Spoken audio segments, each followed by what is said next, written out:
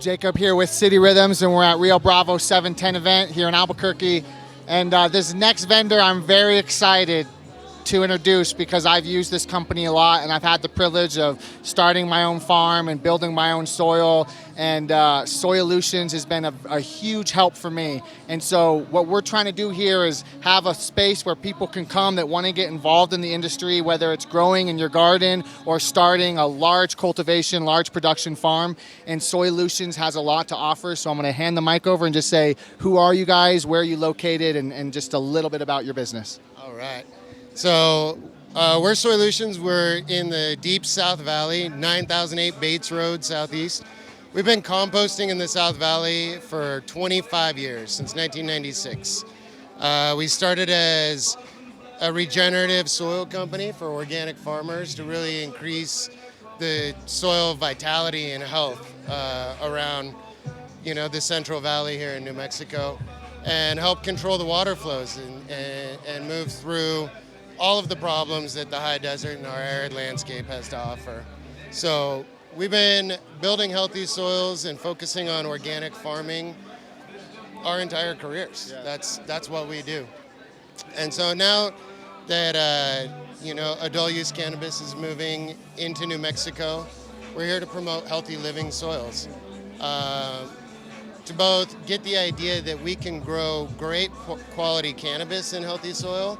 We don't have to use synthetic nutrients. We don't have to use industrial farming techniques. We can use what nature provides us all around here. Can I a quick question on, there's going to be people that are like doing hemp farming in the southeast of New Mexico, up, east side of the mountains, and obviously every soil is different and every valley is different, but can you maybe tell us a little bit about like what the native soil has to offer and what using your products can do to help revitalize it and help people's farms and gardens, look healthier and produce more? Yeah, for sure. So all over New Mexico, we have tons of different microclimates, and each one of them offers a different set of problems and a set of benefits. One of the things that is pretty uniform across New Mexico is the lack of organic matter. You see a lot of organic matter in mountainous areas, but along the deserts here, because we have low rainfall and low vegetation, the soil doesn't regenerate its own organic matter and it becomes dry and unworkable.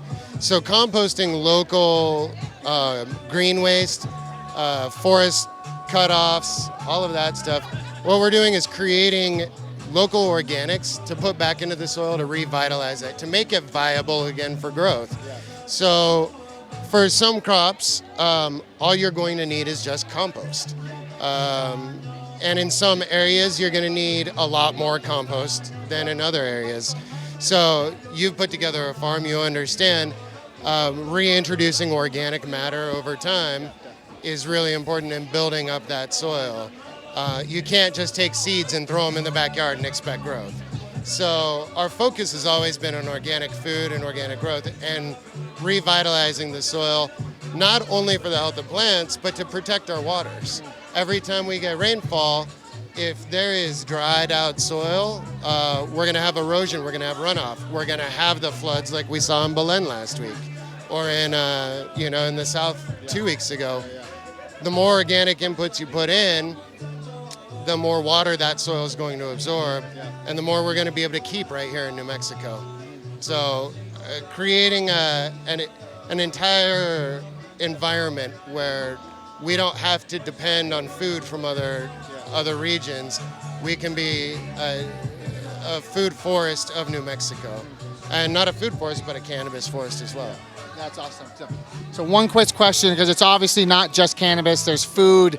Even just, your ornamental plants in your front yard are going to like worm castings, and they're going to like, mulch and everything like that. So one thing I always loved what you guys did. Can you tell us a little bit about how you make your soils?